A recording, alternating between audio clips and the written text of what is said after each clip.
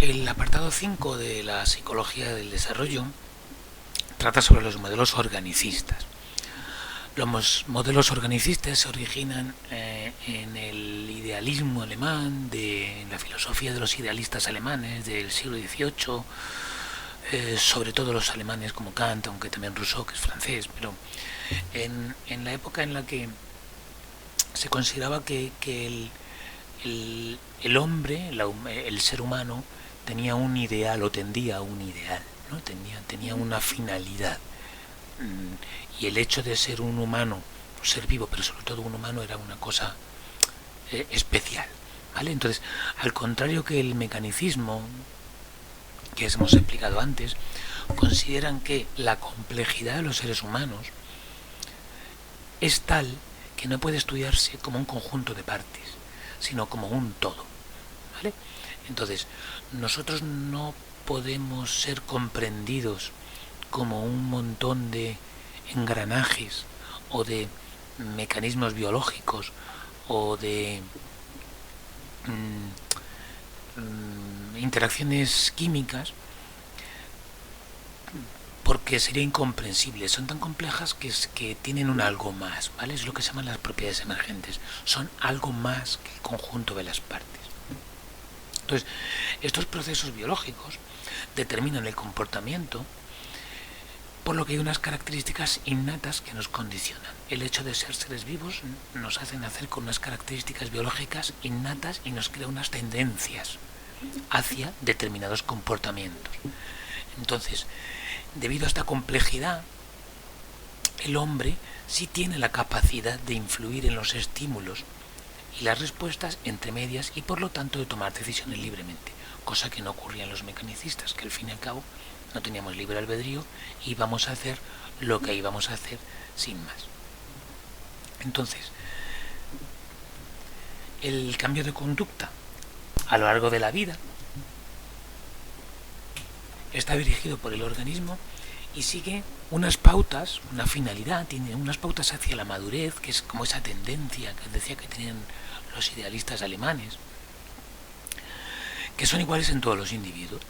Todos los individuos vamos a tener una serie de pautas, una serie de pasos, una serie de fases que van a ser más o menos iguales. Entonces, estos cambios son secuenciales, van de uno en uno, sin retrocesos, y son irreversibles. Y siempre vamos a mejor, dando por hecho que la madurez es el estado ideal, es el estado al que se tiende. Por lo tanto, se produce de forma cualitativa. Hay saltos claros, ¿vale?, que no son un poco más que lo anterior, sino algo claramente diferente de lo anterior. Un adulto es algo claramente diferente de un niño, no es que haya sido poco a poco, sino que se ha pasado por fases por las que todos tenemos que pasar y todos tenemos que transcurrir. Dentro de los modelos organicistas, uno de los más clásicos es el de Sigmund Freud, la teoría del desarrollo psicosexual de Freud. Freud fue un psiquiatra de finales del siglo XIX, principios del XX, que desarrolló una teoría del desarrollo del comportamiento, del aprendizaje, de la evolución de las personas a lo largo de la vida, basada en la búsqueda del placer sexual como motor interno, ¿vale?, como leitmotiv, como punto de arranque, ¿vale? Todo lo hacemos, según Freud, en busca del placer sexual. Es un organicista porque esto es algo puramente biológico y que es algo heredado por el hecho de ser seres vivos. Freud pensaba que tenemos una parte de la mente consciente y otra inconsciente, y esta parte inconsciente es en la que están esos instintos de la búsqueda del placer sexual, que va a ser el que determine todos nuestros actos. Entonces, todo nuestro comportamiento se va a basar en la búsqueda inconsciente de esa necesidad de satisfacción del placer. En el tema que viene veremos bien cuáles son las partes de la mente de Freud y cómo interactúan entre ellas. Entonces, Freud había observado, era psiquiatra y la mayor parte de sus pacientes eran mujeres con problemas nerviosos, lo que llamaba la histeria en aquella época, que era, histeria significa problema, hister es el útero, entonces la histeria era un estado mental de las mujeres, había observado que tenían sus pacientes problemas basados en traumas infantiles no superados. Y él decía que los tenían arrinconados en esa parte inconsciente de la mente, los tenían ahí subyacente. Y todos esos traumas infantiles tenían que ver con esa búsqueda de la satisfacción sexual. Entonces, en el desarrollo de las personas, según Freud, los niños pasaban por distintas etapas necesarias para su correcto desarrollo. Y si había alguna etapa que no había superado de forma correcta, era una fuente de trastorno en el futuro. Era un problema psicológico, un problema conductual que iban a tener en el futuro. Las etapas para Freud, nos aviso que son un poco surrealistas desde nuestro punto de vista, desde el punto de vista actual, eran estas cinco. La fase oral, que es la fase de 0 a 18 meses, en la que el niño busca el placer, ¿vale?, mediante la boca. ¿Vale? Si nosotros vemos a un niño, vemos que todo lo chupa, que todo lo intenta, se lo lleva a la boca porque es donde tiene la mayor parte de sensibilidad. Eso sería la explicación que daríamos ahora.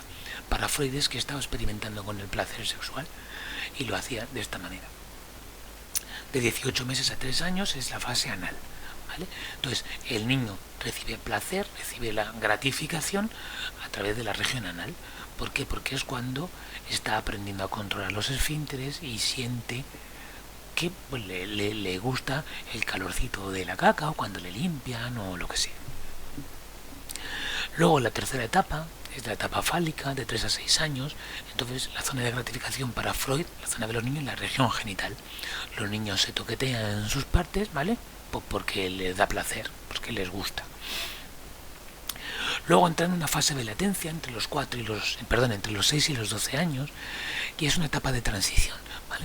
Digamos que ya han más o menos entrenado con su cuerpo y ahora llega una fase en la que falta alcanzar la madurez corporal para entrar en la fase genital, que es la fase de los 12 años en adelante, que es cuando llega la pubertad y empiezan los escarceos y las relaciones sexuales adultas.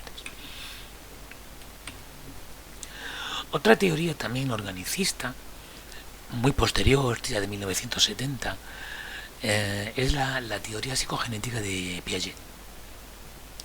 Piaget desarrolló una teoría basada en la existencia de un esquema mental innato, un esquema mental biológico, con el que nacemos, genéticamente configurado, genéticamente determinado, ¿vale?, pero que va a facilitarnos el aprendizaje porque nos va a permitir anclar nuestras experiencias en él para modificarlo o no modificarlo.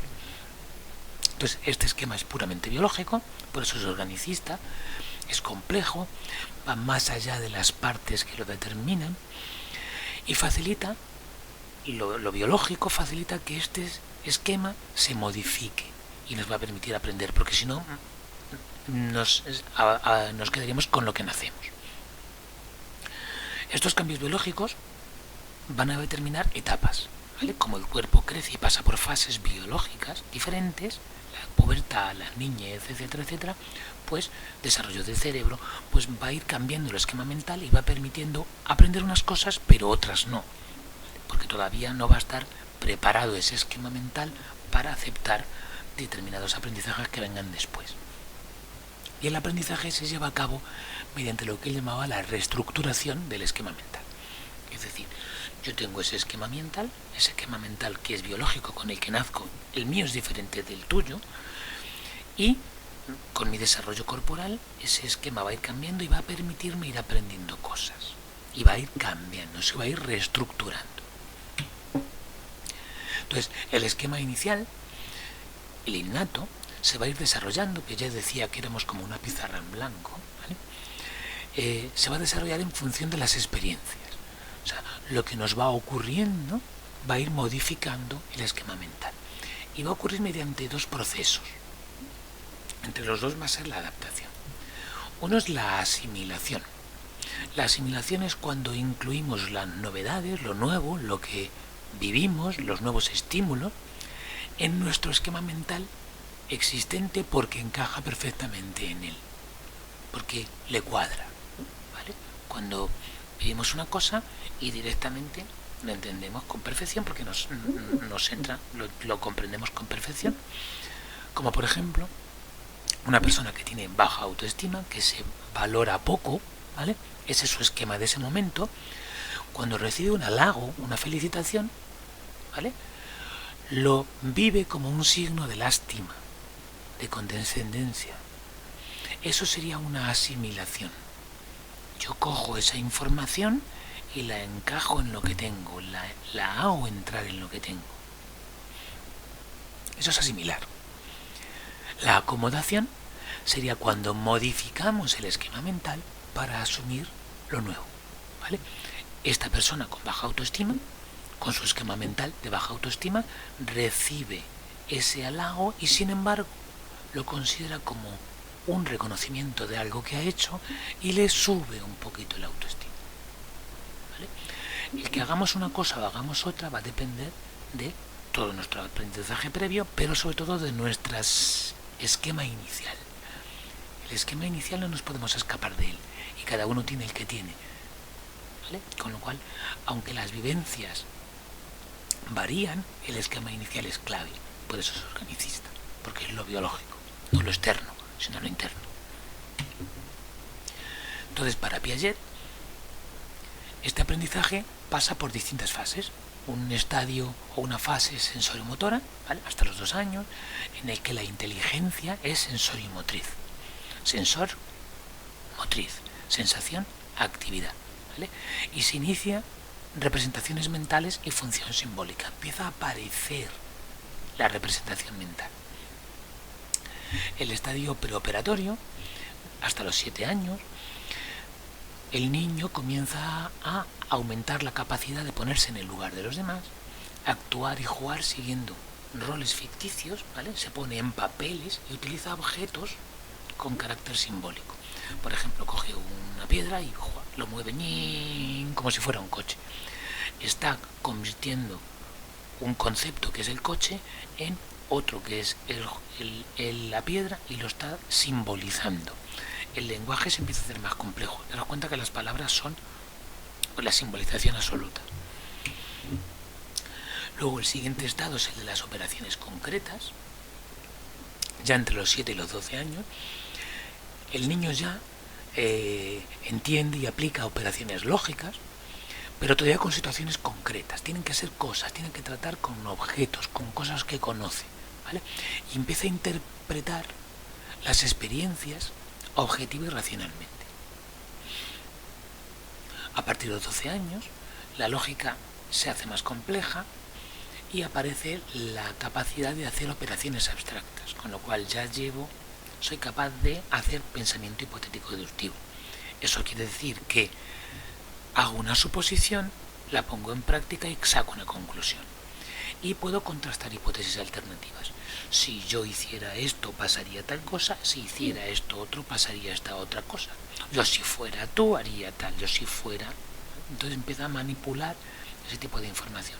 Por todas las fases hay que ir pasando. Si os dais cuenta, coinciden más o menos con nuestro esquema educativo actual. Infantil, primaria, secundaria... primera fase de infantil, segunda fase de infantil, primaria y secundaria. Y se corresponde, si recordáis, un poco con las matemáticas que hayáis dado, ¿vale?, de cosas y de problemas cada vez más complejos. Si no se pasa por las fases anteriores y no se acomoda la mente a los nuevos aprendizajes, no somos capaces de aprender lo siguiente.